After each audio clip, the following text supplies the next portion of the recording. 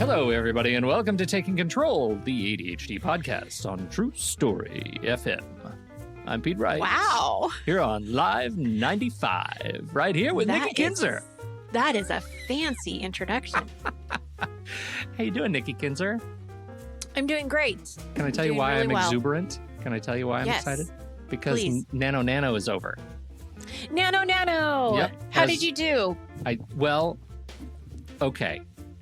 So, do you remember what my starting goal was? Well, originally for you, it was the 50,000. 50,000 and a finished story. Yes. Yeah. So, where did we end up? I ended up with a total word count of, I don't remember exactly, 52,500 something or other and change. And I finished 2 days early. I crossed that line like on the 28th. Now, the second one was a finished story. And this is where there be monsters here. I am so close. I can feel it. I can feel how close I am to the end of this ridiculous journey, and I have to do it. So I'm still trying to write every day as I get to the end, but these characters have a mind of their own. Like every time I sit down and write, I introduce something new and complex. So NaNoWriMo is over. I did achieve the 50,000 in under 30 days, and it was the easiest experience telling the story that I have ever had in as long as I've been doing NaNoWriMo, since 2002, whatever. And so it was enormously gratifying to actually finish it. A huge, massive shout out to Ellie in Discord and the community, who's my nano buddy, also finished. And she had a come from behind moment. I think her last day she ended up with 7,500 words. That's an extraordinary lift to hit that in your last day. And she's got school and she's a new mama, and it's just a lot. So a massive shout out to everybody who has been sort of following along our journey in Discord. It's been really fun. And thank you for letting us wax on a little bit about our experience this year. Okay, but wait, we're not moving on yet. Oh, okay. So you're almost done. You're almost finished. So what is the plan on getting that finished? Yeah. So my plan at this point is to finish by the end of this week. Like I would like to be done by Friday midnight, and I think I'm there because, and I'm not being terribly precious about the end of the book because this is the first draft. Like this is, right. Doesn't have to be perfect. It doesn't have to be perfect, but it does have to be finished so that I have something to work on. And that has been a thing that's gotten in the way for me in the past, which is not finish. And then I have nothing to edit. I have nothing to come back to in a month or something. So that's my goal, is to write. I think I can do it in 6,000 words. I think that's my plan. So. And are you going to post this goal into Discord in the Nano chat? In the Nano chat. Yes, NaNoWriMo 2012. Okay, I will do that. Okay. I will post the goal in NaNoWriMo. You're going to post the goal and then you'll let us know Friday what happens. Night. Yes, that's my plan. Yeah. And if you're not at the goal on Friday night, are you still going to post and let us know what's going on? No, I'm going to hide from it I normally do. I'm going to climb under my bed and just wait there. Gosh, I swear, I think you can see into my brain because that's exactly what I was hoping you would not say. Yes, no, I said it, and that's the truth. That's the reality. I will hide from myself and mostly from you. So no hiding. Nope. So we'll work with you. We're going to make this happen for you. That's the deal. So I've got a couple more days to wrap this up. I'm pretty excited about it. So that's good for you. Congratulations. News. Thank you. That's exciting. Thank you. We are going to be talking to one of our very favorite people. Sharon Saline is back, and she is a therapist, and she's going to, following up on our conversation last week with Bill Dodson, we talked all about medication in the treatment of ADHD. And this week, if you've never been in any sort of therapeutic experience, Sharon's going to help us teach you what you can expect working as a client with your own brand new shiny therapist. And it's really great. Before we do that, head over to takecontroladhd.com. You can get to know us a little bit better. You can listen to the show right there on the website, or of course, subscribe to the show, or subscribe to the mailing list on the website, and we'll send you an email each time a new episode is released. You can connect with us on Twitter or Facebook at Take Control ADHD. And if the show has ever touched you or helped you make a change in your life for the better, head over to patreon.com/the ADHD podcast. Patreon is listener-supported podcasting. It allows us to thrive with your direct support, and it's amazing. It is such an incredible gift that you supporting members give us to be able to focus more of our time and attention on this show and this community. And we are working on all kinds of new and wonderful things. So if you have found that this show has served you in some way over the past, of understanding your relationship with ADHD and how you live your life with it, and learn new strategies and incorporate new tools, we hope you'll consider patreon.com/the ADHD podcast to learn more. And a very massive, huge hug and thanks to Hillary Gill and Soma Angelis and Corey Fisher and John Foster and Allie Thompson and Stephanie Quain for joining us recently as brand new patrons. And a very special thanks to Anna Parika and Allison Kazmarek for upgrading your support very recently. We so appreciate you, all of you, for joining the ADHD community. Patreon.com/the ADHD podcast. All right, Nikki, what do you got? Well, first of all, I have to do another special shout out to John Foster, because his patience is really, really good. He has really good patience. Yeah, so, he's been run through the tech support. And understanding, yes. So, yes, he had purchased one of our online courses, and it's been very difficult for some reason on the back end to get him into this course, which doesn't happen. It's a real mystery. It is a real mystery, and we're still trying to figure it out. But I've apologized, and I said, thank you for your patience. And he's so kind, because he comes back, he's like, no apologies. I get it. It's okay. And just a really lovely response. And I just have to express my gratitude, because it could have easily gone the other way, of, yeah, you what are you doing? You whatever, but it wasn't like that. So I just want to say thank you for your patience and grace, perseverance. Yes, and we are going to figure it out. Oh yes, definitely. Yeah. All right, but I have some other things to talk about. Whew. And boy, do I ever. I know you've got a lot. I hope that people will bear with me, because I do have a lot of exciting things to share that I'm going to be doing in 2022. And I want to talk about them on the podcast. And I also want to make sure you know where to go if you have questions, or you want additional information, or you want to sign up. So new services and returning services that are happening in 2022. We, Pete Wright, and I hope you join me. You're part of the we. Okay. We are going to be holding an organizing challenge. And it's going to start January 1st, and it's going to go through January 31st. And we're going to play the game that you have taught us to play in the past. I taught you to play? Yes. Very exciting. Yes, it's the purging game, right? Mm-hmm. So each day of the month, we're going to let go of clutter. So what we want to do is we are going to basically collect all of these items as we go through each day. So day one, you're going to find one item to let go of, and it's just going to keep going. So like by the time you're on day 15, you're letting go of 15 items that day. But new keep in items mind, every day. New items. New item every day. Yes. So imagine that by the end of the month, I don't know what the math is. I'm sure you probably do, but it's a lot of stuff that has been let go. And you've done some really great work here, right? Yes.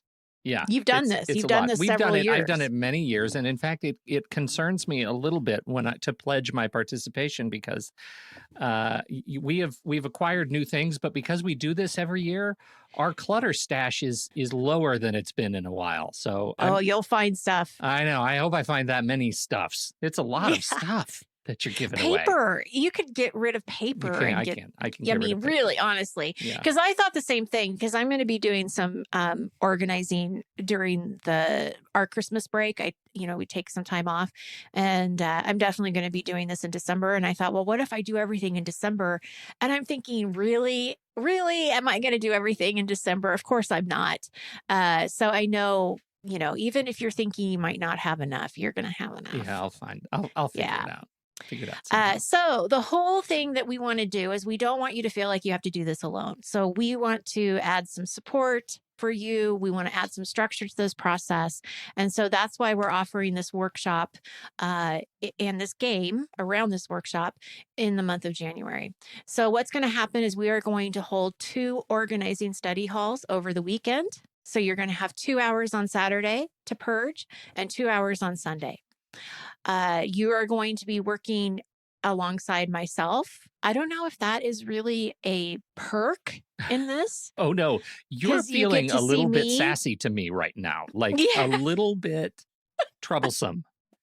Well, it was your idea to say, "Oh, Nikki, well, you should bring your laptop around so they can actually see you physically doing it Oh, too." so wait, this is you're getting me back for this now? Yes. Oh, I see how this works.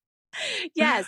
So I'm going to do at least one of the weekends, and then I think that one of my assistants are going to help me too. But I may be there both. I don't know. But you're going to get support no matter what. It's going to be a hosted organizing study hall for 2 hours each of those days, and then we're also going to offer, or I'm going to offer, because I'm going to be answering the questions, weekly office hours. So Tuesdays and Fridays at 8 a.m. Pacific or 11 a.m. Eastern.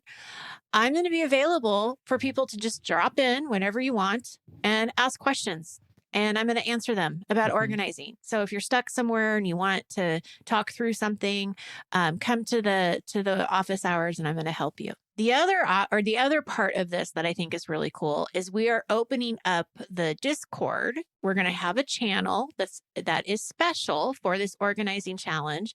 And this is going to be for you to connect with others that are doing the challenge, sharing your updates, posting pictures, really just supporting one another. Because I know doing enough coaching groups in the past, the information you can get from other ADHDers is just, it's so valuable, like, tips and tricks and things like that.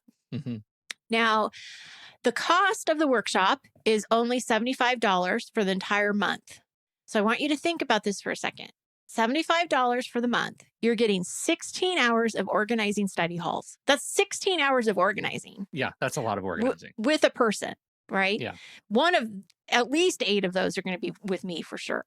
8 hours of the opportunity to do the ask me anything.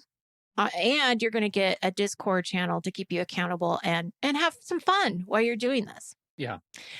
Now, the Discord channel will be available at no cost. So if you still want to participate in this workshop, but you don't necessarily feel like you need the guidance piece of it that we're offering, that's fine. We still want you to be a part of this.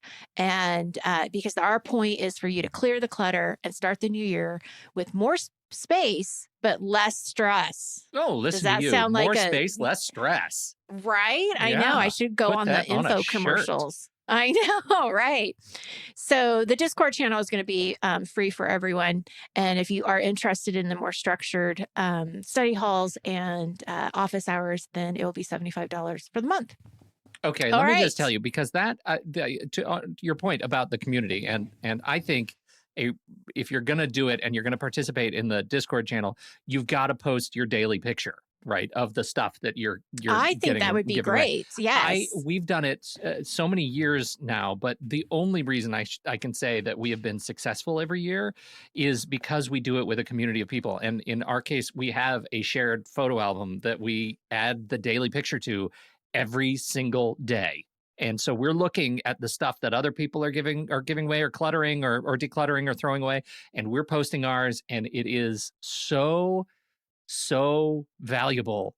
And because it's really easy. It's really easy to let it go. And when you have that little motivator of get in the community, get in the study hall, create something to declutter your life, it keeps you moving. It keeps you moving. Absolutely. So. And it's a little bit of that accountability too, that it gives you a reason to do it, because you get to post your picture, and that's cool. And you're going to have people really cheering you on. So that's awesome. Okay. Next thing that is returning is GPS. And GPS is my guided planning sessions. So if you're not sure what I'm really talking about here, what we do is on Mondays, we plan. It's a workshop. So you're planning the week ahead. And on Thursday, we adjust that plan. And then we look toward the weekend if you're ready to move on past the week. What we do is we follow a process that I've put together, and I teach this process during the first week. And it's where you learn how to plan, where to start, how to prioritize, how to match your to-do list with your calendar to get things done. And what's so awesome about it is that you've got the guidance of myself to help you, but you've got other people that you're doing this with too. Again, that community of being able to help each other out is so helpful. And I have done this for the last year, and it's been such a success. And I'm so excited about holding it again in 2022. And so, to let you guys know, enrollment is open for the next GPS session. It will begin on January 10th, and the enrollment deadline is January 5th. So, if you want to be part of the next GPS, you'll need to sign up before January 5th. That is GPS. I have one more. That's it. There's more. Okay. I have one more. Excellent. One that more. I'm also really right. excited about. So the third service that I'm really excited about talking to you about is the accountability groups. Now, this is something that I did a couple of years ago, and I'm bringing it back because it is important and they're really fun to do. And I think, there's a need here for people to support each other and have some accountability to get some stuff, done. And so I'm going to change it up just a little bit from what I did before. So if you were actually a past member, you may see a little bit of change that I'm doing going forward. But what this group is about, the mission of this group is to help you get things done. It's to help you get started on those projects that you're avoiding, those things that are so hard to do and you feel so bad about them just moving over to the next week. And so this group is going to be really good for those folks who are struggling with this and they know that accountability works for them. And maybe you're not quite sure if accountability works for you, but let's try it because it very well might, right? There's a lot of magic in this. We have weekly sessions that we are going to meet. There's going to be 3 different times that we can meet. You will have a primary session, like you'll have like your session. However, if you can't make your session for whatever reason, you can join one of the other 2 that week so you don't miss it. We're going to have hosted study halls. They're going to be Wednesdays and Thursdays. We're going to have a community board that's going to be extremely active. I'm going to require a little bit more from the members than maybe I have in the past. So I'm hoping that people, if you're going to sign up for this, I definitely want you to be involved. This is not for the passive accountability person. Like we want you to really kind of like you were talking about with the organizing, like posting your picture every day. Like I want you to post every day. Yeah, right. of what's going on. I think there's something a little bit oxymoronic in the passive accountability person, right? If you're ready for an accountability group, you should be ready for action. Yes. And that's exactly what I'm going to promote here. We're also going to I'm going to have a monthly workshop on a topic that is just around planning. And that is just going to be for this accountability group. It's not going out to the public. It's not a webinar. It is for these groups. And so that's something extra that they can look forward to and hopefully help them, with getting stuff done. And we also have a resource library that has a ton of information that you can go back to in between sessions, after the session. I'm going to stop there. There's a lot more I can probably talk about with the accountability group, but it is not starting until February. So right now, what I'm doing is planting the seed, folks. Yeah. I'm planting the seed that this is happening in February. You're going to hear me talk more about it at the end of this year, but also in January, I'm going to talk more about it as well. Outstanding. So that's it. That's the whole thing. That's You're done it. with all the announcements. Oh, that's it. Yeah, that's all. All right. Let's. Why don't we go over and talk to Dr. Sharon? That sounds great. All right.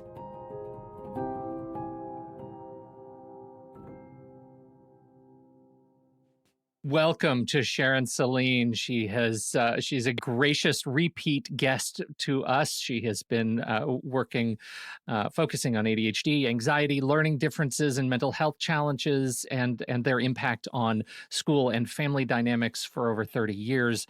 Today, she's going to help us understand what the experience looks like when starting therapy for the first time. If you haven't checked out her book, What Your ADHD Child Wishes You Knew, Working Together to Empower Kids for Success in School and Life. It's amazing. And last time she was here, she was talking to us about her now published ADHD solution deck, which I hope she will talk to us about a little bit later. Sharon, welcome back, friend. Thank you so much for having me. It's so great to be here. And the minute I saw your faces on Zoom, I was like, oh, so happy. Us Well, too, we for are sure. yes, for sure. Thank you for your time and helping us understand a little bit about this therapy thing, because this is what we've done in the last couple of weeks. Is we've really been trying to focus on different ways to treat and navigate through ADHD, and therapy comes up, as one of those pieces of puzzles, right? Or one of the pieces of the puzzle, and but a lot of people who've never been to therapy maybe don't really know what it is, or would you go to therapy for your ADHD? Can you give us just a starting point of what that might look like in your own practice? Of course. So we know that ADHD very rarely travels alone. It has friends. Hmm. It has friends like anxiety. It has depression, learning disabilities, level 1 autism, bipolar disorder, substance abuse. I mean, all the things that people live with, whether or not they have ADHD, come along with ADHD. And so people come to Hmm. therapy often for those, what I call coexisting conditions, more than they might necessarily come for, I need help with my ADHD. Sometimes people Okay. come for I'm not organized. I can't get stuff done. I don't like myself. These are things that I see commonly with ADHD. I also see a lot of social anxiety. I don't have the relationships I would like. I have trouble making friends. I'm very sensitive to rejection. So all of those things are issues that, humans live with, and that people with ADHD have a higher proclivity of living with.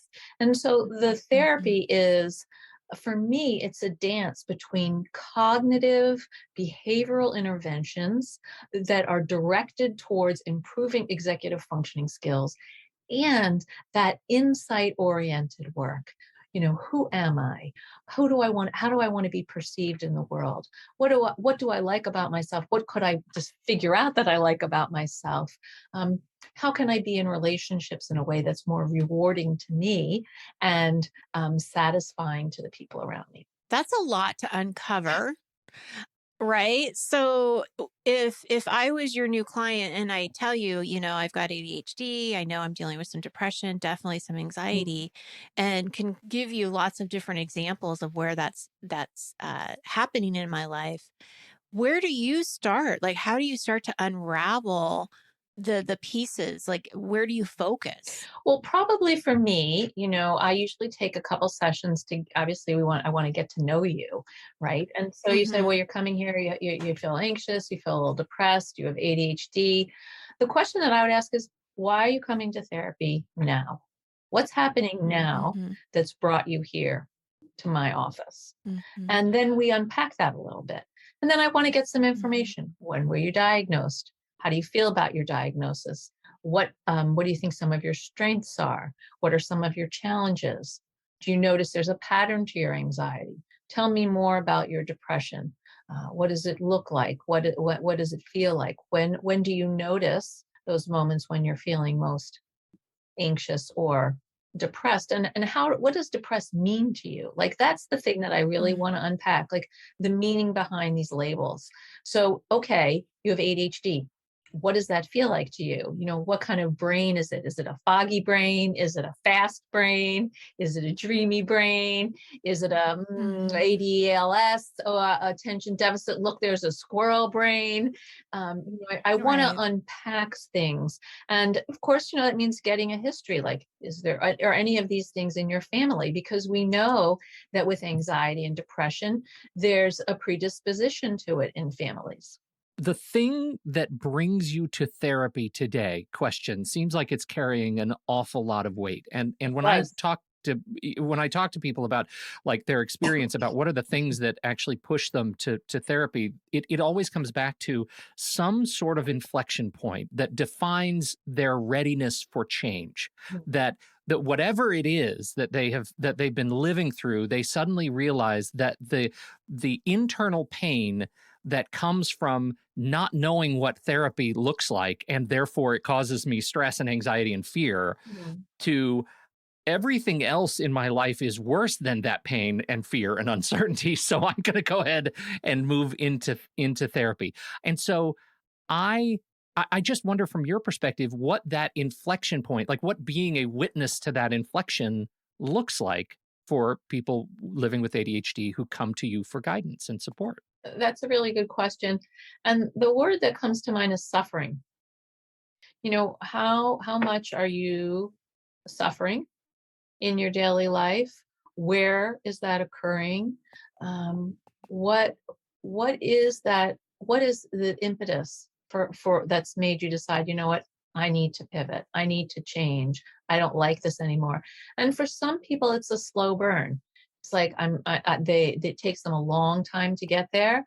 And for other people, it can just be like, just one day you wake up, you've stepped off the cliff and you don't want to go back. So I think it really depends. Right now, I just was reading a statistic that there have been more emergency room visits due to anxiety and depression in the last year than ever recorded, particularly for young people. Oh, I can see that for sure in my own environment, my own community. COVID has been really hard for those people. Yeah. It's hard for a lot of us, and it's not over. Like that's part of it's not over. That's one of the challenges. There are really two types of trauma. There's single incident trauma, which is a one-time thing. I'm in a car accident and I need to deal with the sort of resulting legacy of that car accident, whether it's hard to drive again, or I have physical ailments or whatever it is. And then there's complex trauma, which is trauma that reoccurs over time, and that can be physical abuse or sexual abuse or elder abuse, but it can also be the trauma of 1,000 paper cuts, the trauma of racism, the trauma of homophobia, the trauma of living with ADHD and feeling like every day you're missing something, you're missing the mark, or you're not measuring up, or you don't get it right. And so with COVID, it's complex trauma because it changes and it morphs and it continues. We haven't been able as a world and particularly as a country to get relief from it for any lasting amount of time. That complex trauma, the complex trauma of COVID, but also the complex trauma of ADHD. This is the proverbial straw on the camel's back, where every day you're dealing with this, and eventually, back to this impetus for change, point. Eventually, you realize that, or you are intervened upon, that you need some help, you need some support. So let's talk just briefly then about what a new patient to therapy might expect. So for me, I call them clients, even though I have my doctorate. And that has to do with my perspective and how I was changed. I think that the dynamic of you being a patient and me being a doctor is super loaded. And there's an implicit assumption that I'm well and you're not. And, I'm like as neurotic and crazy as the next person, Right. Talk to my kids. They'll definitely affirm that. So I want to present myself as I have expertise in this area, but I'm also very human.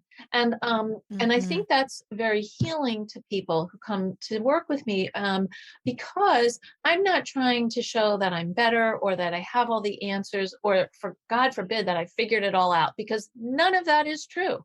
I just have a Hmm. lot of experience, knowledge, study in the field of psychology and being with people and helping you figure out where you're going on your journey. I'm your guide. When people come to work with me, they better buckle up their seatbelt, because I am in your face. I'm very direct. Ooh. I'm very So direct. I'm curious about that. Like, how so? Give us an example of what that looks like. There are different kinds of therapeutic styles. Some people are more passive. Some people Hmm. are more active. I am an active therapist. Obviously, I'm Hmm. listening, I'm paying attention, but we are engaging in a conversation. I think that I'm witnessing my clients. Some people are much less active, and they don't share, they don't kind of reveal parts of themselves in ways. I mean, I try to do that as thoughtfully as possible. I'm very careful Hmm. about when I disclose, because it has an effect on my client. But I also feel like, not like just being a blank wall is not who I am. And it's not who I'm going to Hmm. be. And I feel like, particularly for people with ADHD, they need that kind of interaction. They need to feel like, they're being met where they are, that they're Hmm. understood, and that it's okay for them to be exactly as they are. I personally associate therapy a lot with CBT. Mhm. Like, I think of that, cognitive behavior therapy. Uh, Tell us a little bit more about that. Like, why does that come to my mind when I think of therapy? Well, Aaron Beck, who just recently died, and I actually had the pleasure of meeting one time.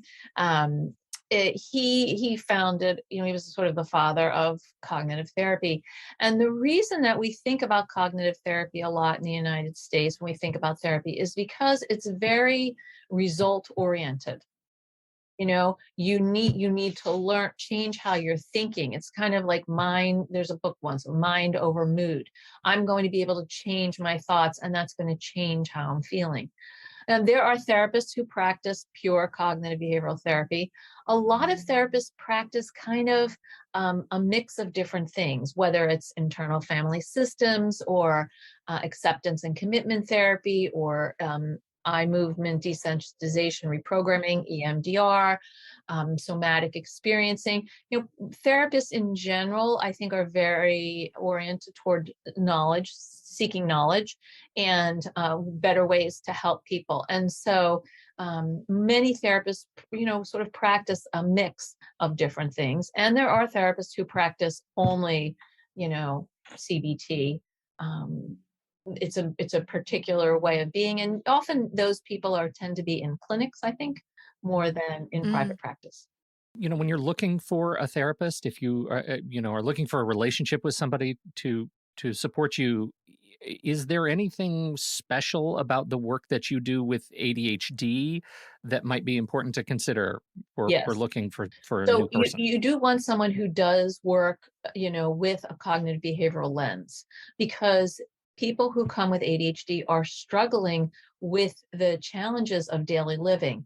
They feel disorganized. They may not be able to plan or prioritize. They may have issues with emotional control.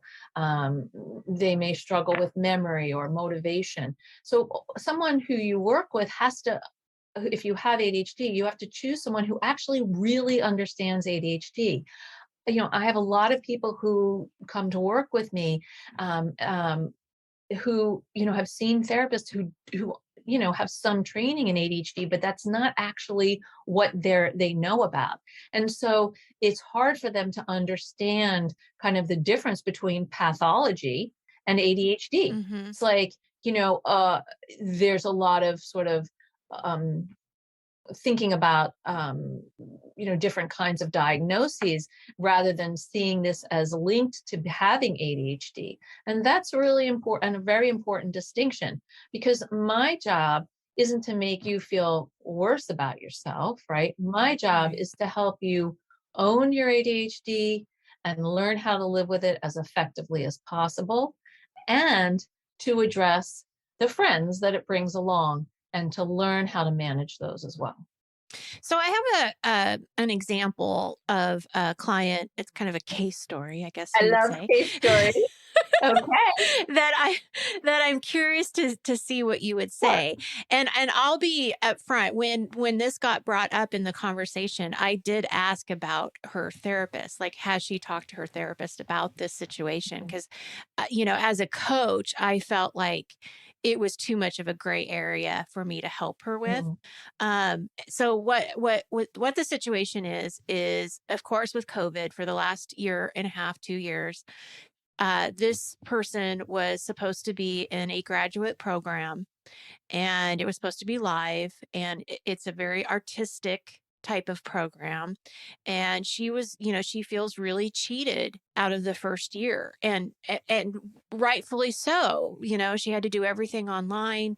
It was very difficult, a lot of struggle. And now she's in her second year. It's coming to an end before she has to go do her student teaching. And she's feeling angry. She's feeling bitterness. She's very upset, about how this is ending, and how she's just now starting to get what this was supposed to be. And and she talks about her ADHD, about how it really heightened the ADHD, because then, she was avoiding things, she was procrastinating on things, overwhelmed, really harsh on herself, like very, very ashamed about things that she felt like she could have done differently. So I'm curious, what you think about that. Like, because you can't just say, "Oh, change your mindset." Hey, everybody Mhm. goes through it. I mean, you No, can't you Well, like. especially can't. in the context of the trauma we've been talking about, like the Yes, perils exactly. of accumulated trauma and Right. resentment. Right, So I right. would think that this actually is a therapeutic issue, and the issue Yeah, is yeah. grief. Grief. Yeah. Yes. And Okay. that's something that, we haven't talked about yet today, but there's a tremendous amount of grief that people are carrying. Mm-hmm. My daughter is 23, and she lost, a year and a half of college, where she wasn't on Mm-hmm. campus, somewhat by her choice, but you know, um, COVID really, really affected her in a negative way. Mm-hmm. Other people were more adaptable, but a lot of, particularly, like emerging adults, people in their early to mid or even late 20s, have had to make huge adjustments, and given up things, the things that they thought were going to be a particular way. And that's very Mm-hmm. hard, because it runs actually counter to that stage of development where there is a hopefulness about life and it's unfolding and what your place in the world is going to be. Um, and so it would make sense. I also hear like she's a little bit of depression in that, you know, Mm-hmm. um, Mm-hmm. and depression, it's very common. People say, oh, it's hopelessness and helplessness. And, of course, I hear that in what you're saying. There's a sort of Yeah. both of those things. And so those are clinical issues. Those are things that CBT would be good for, with a combination of just being able to sit with the loss.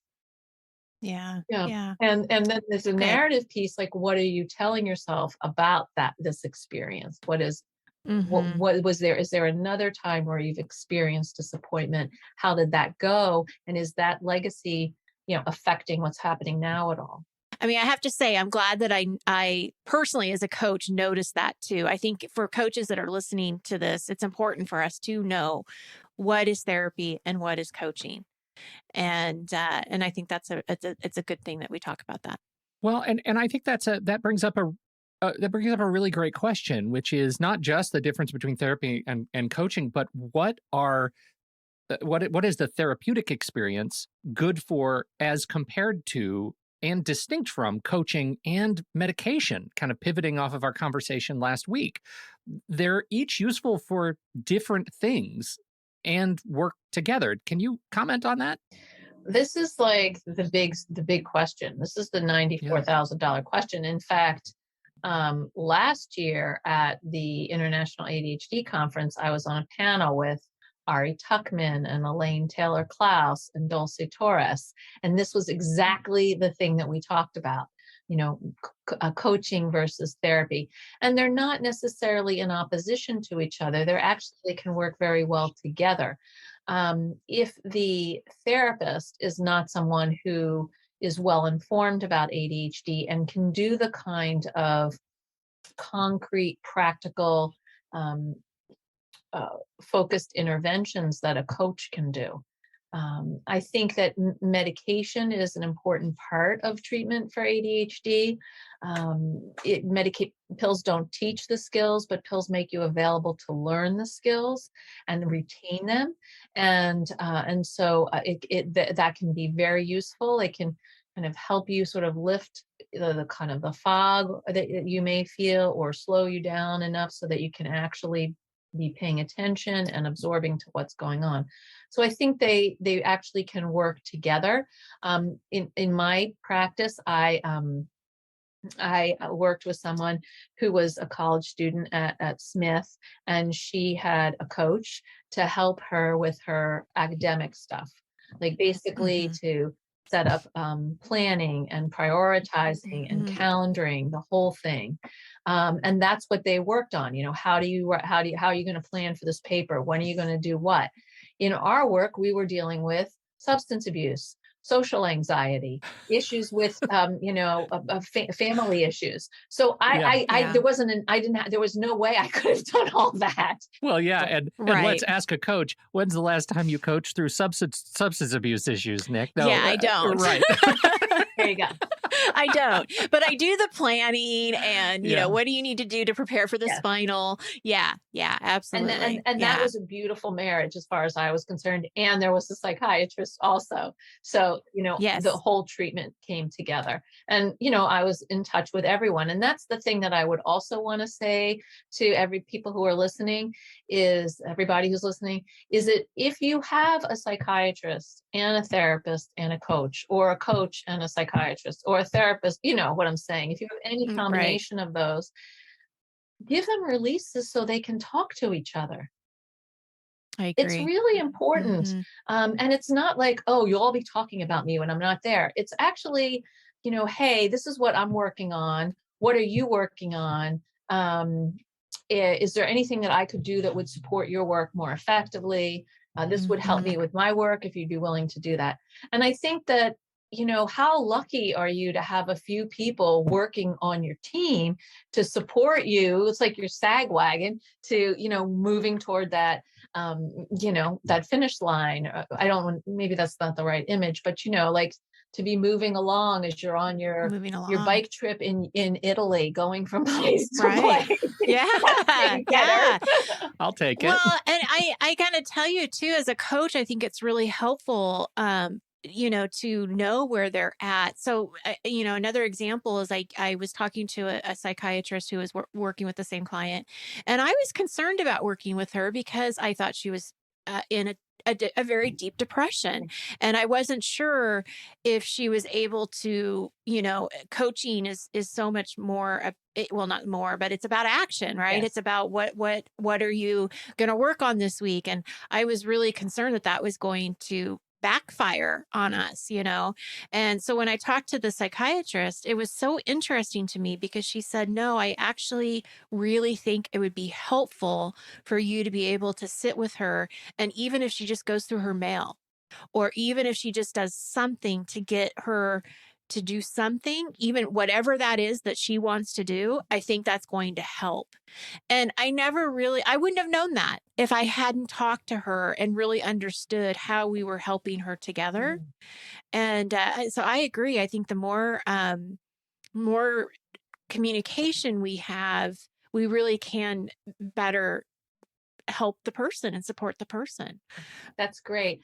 I'm thinking back to a client I had a long time ago, a very successful woman, a professional woman who, had trouble with sorting her mail, and loved Staples, went to Staples. I said, get a big, either get a accordion file, or get 4 separate big files. And she brought in like a huge bag of mail and the files. And that's what we did. We just went through, Yep. and then we were just processing while she was doing it, how she felt, why she felt bad about herself, how embarrassing it was to do it. And it was very helpful because then we were able to create a system. I think one of the greatest benefits of therapy and coaching is you have somebody you can talk to about your ADHD, your depression, anxiety for a therapist, and there is no judgment, and it's a safe place. And I remember somebody telling me, there's nobody else I could talk to about my planner the way that I talk about my planner with you. Mhm, mhm. You know, and I think that that's one of the wonderful things of connecting with another human, is being able to have that safe place to talk about these things that maybe you don't want to talk to your husband or your partner or whatever with, because it's not comfortable. Um, I am curious. I have a couple of more questions, and then, well, actually I have three more questions. Ask away. Yes, the first one I have is, what happens when your therapist tells you, I'm moving, or I can't see you, I'm retiring, something where they have to end the relationship for whatever reason? Mhm. And now you have to go and find a new therapist. And one of your biggest fears is, oh my gosh, I have to start all over again. Yes. In those situations, ideally, your therapist would give you some names of people and you would sign a release so that your current therapist could share some key points of your history and what you've been working on so that it's not, when you go to see the next person, it's like, oh, it's a completely blank slate. They have some idea of what's Mhm. going on, but you will have to tell your story. And while that seems, burdensome and loathsome at the same time, there's actually value in it because you may be telling your story differently now, having been through therapy with that other person, than you did when you told it the first time. So, That is Wow, such a that's a really good great awareness. point. I'm so glad you said that Yes. way, right? That is amazing because you are the collected result of your experiences, and that includes all your past therapy. yes. And Yeah. I think that I think a lot of coaches think therapy is all about the past and coaching's all about the present. I don't think that's the case. I think coaching is about action. Yeah, what are we going to do to get you to do X, Y, and Z? I think Yeah. therapy is about is about so many things, but a couple of them might be, how is what's happened in your past interfering with your ability to live fully in your present, or to move into a future that is what you visualize. I think therapy is about being accountable for who you are in the present, and talking through and being open to exploring whatever is happening with you emotionally, psychologically, spiritually, that you want to change or shift so that you can move into action in a way that feels synchronized with who you are.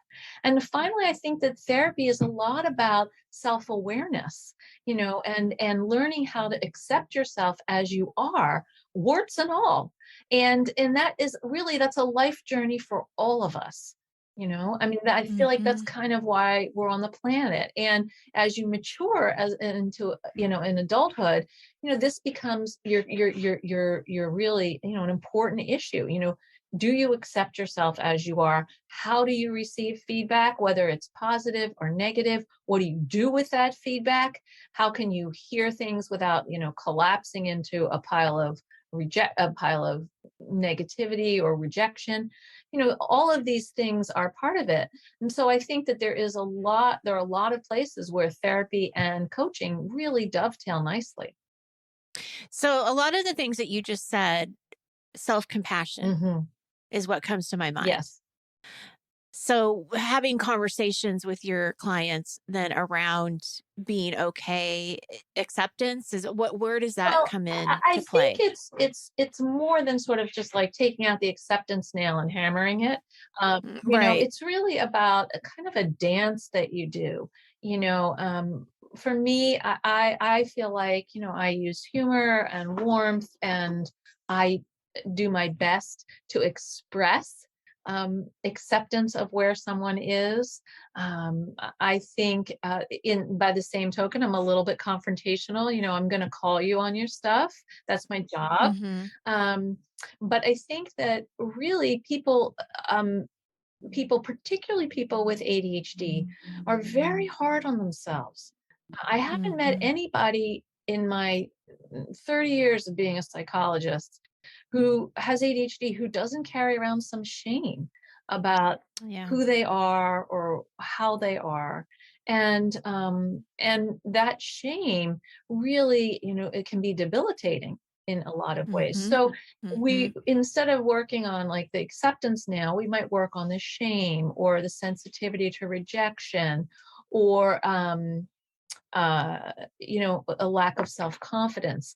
And those come up in the kind of, the news and actions of daily living. I have to apply for a Yeah. job, or, I have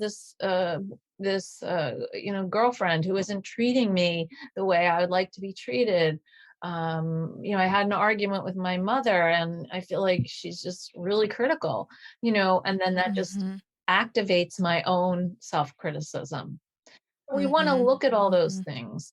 I think that's partially, in a way, particularly where internal family systems is so helpful, because we're looking at, you know, um, different parts of ourselves that, the part of ourselves that's self-critical, the part of ourself that loves to do art, the part of ourself, that might be kind of goofy.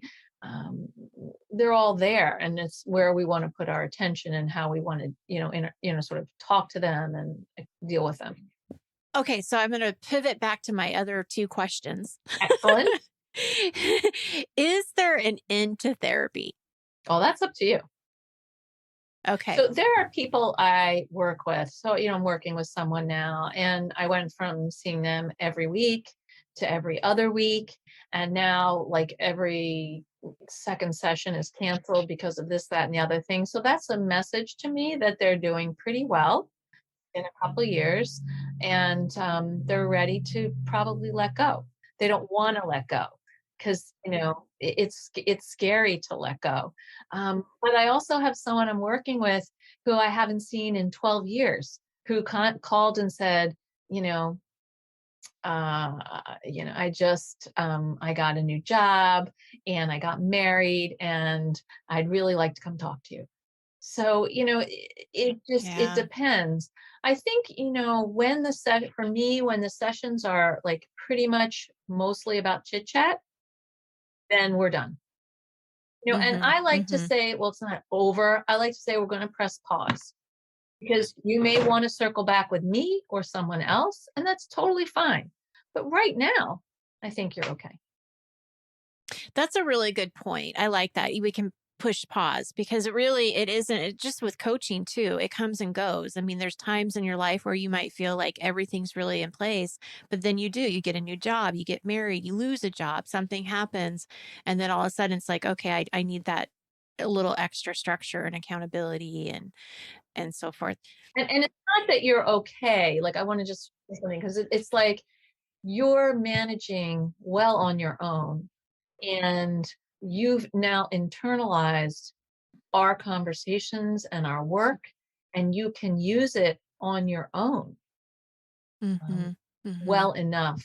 And when you need a tweak, it's like you get your car serviced every whatever, 6, 9, 12, 15 years, 6, 9, 12 Yep. months or 15 years, depending on who you are and how you do it. Then that's the same thing. Like, I need people come back like, I need a little Mm-hmm. refresher. I'm like, okay, Mm-hmm. Mm-hmm. It's a A training little wheels extra thing, support. right? It's a yeah, training Yeah, wheels thing. We exactly. can take those off absolutely. for a little while. Sure. And if it feels like you took just one off and now you're just riding in circles, you can always come back. You could do that Exactly. too. Yeah. So my last question, and thank you so much for bearing with us today. It is hard to find a therapist right now. Oh, yeah. They are in high demand. Do you And feel, Nikki, do you feel a little guilty doing this show with Sharon when she could be working with someone who's struggling to find an appointment right now? I No, feel this just a is little my bit guilty. lunch. No, this is my lunch hour. So Okay. no one can All say right. that. okay, All so right. no Everybody guilt. got to eat. Okay. Everybody's got to eat. That's right. But it is really hard. And I mean, I know this from personal experience. I have a 16-year-old and she was struggling, has ADHD and anxiety, eating disorder, all kinds of stuff going on. I can't find a therapist in town that is open.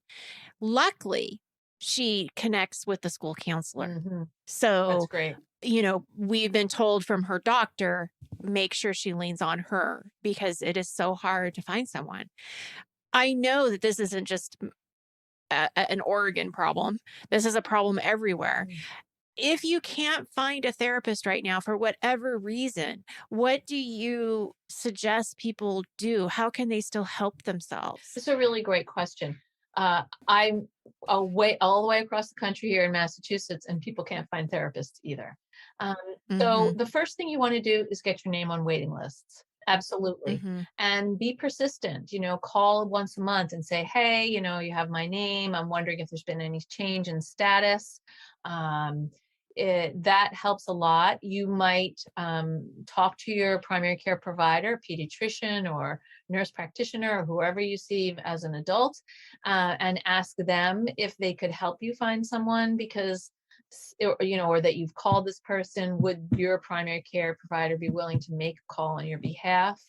Right now, part of the problem is that therapists are overwhelmed because of the demand, but also because I think that a lot of us feel like we can't spend 8 hours doing therapy online every day the way we might have been able to tolerate or do therapy.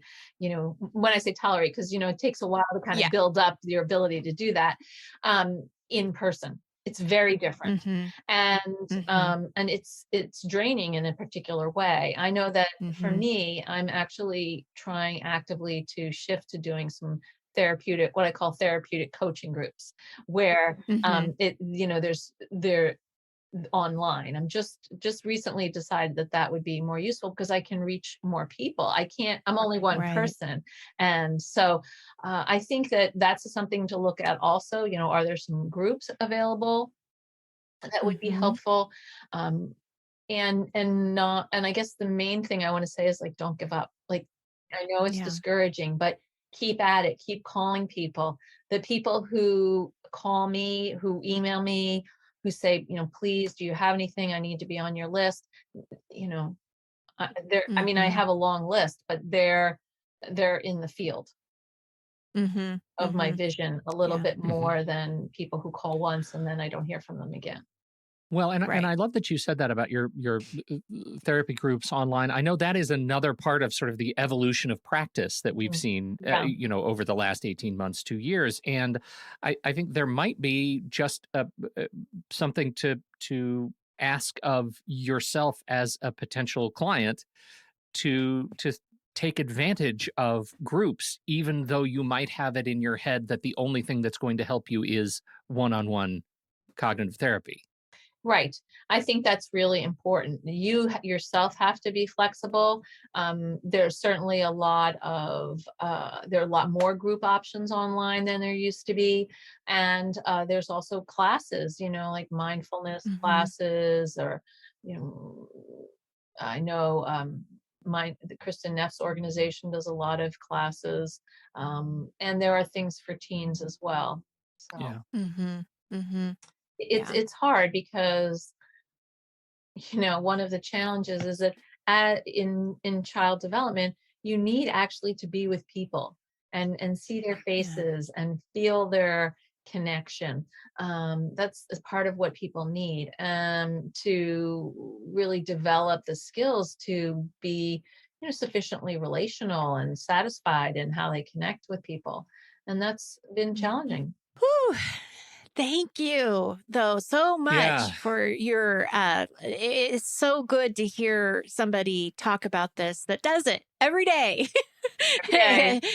every day, and can help us understand it more. Really, really appreciate it. You are most welcome, and I want to just Thank you for your thoughtful questions. I really appreciate talking with you. You're both so um, curious and well-informed. It's always a pleasure. Thank you. Oh, Very thank kind. Well, you. tell us about your latest projects. My latest What does it look project, like when you're not eating lunch and when I'm not podcasting? eating lunch, I've been doing a bunch of, writing articles. I Mhm. have a webinar coming up for attitude.com in January that I'm really excited about on perfectionism. And Ooh. I do a Facebook Live for Attitude every Friday at 4. People come from all around the world. There are various topics. Check out my Facebook page at drsharonsaline.com or go to Attitude Mag, their Facebook page. And sort of throwing around a few ideas for my next book. And I've been doing a bunch of school consultation, which I've really enjoyed. Oh, that's Yeah. wonderful. For Wow. those who don't have the deck, you got to talk about the deck Oh, and my the card book that deck. we're. So my Yeah, yeah, card yeah. deck is really fun and it's very useful because it's my 5 C's, self-control, compassion, collaboration, consistency, and celebration in card deck form. So there are 5 C's and 5 suits. And each card has a quote from a kid and perhaps a parent, a challenge, and a tool. And so you can work your way through the deck. You can say, oh, I need some compassion today. I'm just going to pick a compassion card. Or you say, hey, things have been kind of down and out. I'm going to pick a celebration card. You can leave them in the bathroom so your kids can pick cards for themselves. You could play, a fun game somehow with them. So it's a really different way of getting the information. That's Well, great. it's all lovely. We'll Love put it. links to all of that Thank stuff you. in the show notes. Thank you. Sharon Saline, thank you. Truly, thank you so much for being here, for helping us and the community. You're We welcome. appreciate it. My pleasure. And thank you, everyone, for downloading and listening to this very show. Thank you for your time and your attention. Don't forget, if you have something to contribute, got questions, you want to talk to the community, head over to the Show Talk channel in our Discord server, and you can join us right there by becoming a supporting member at the deluxe level. On behalf of Nikki Kinzer and Dr. Sharon Saline, I am Pete Wright, and we'll see you right back here next week on Taking Control, the ADHD podcast.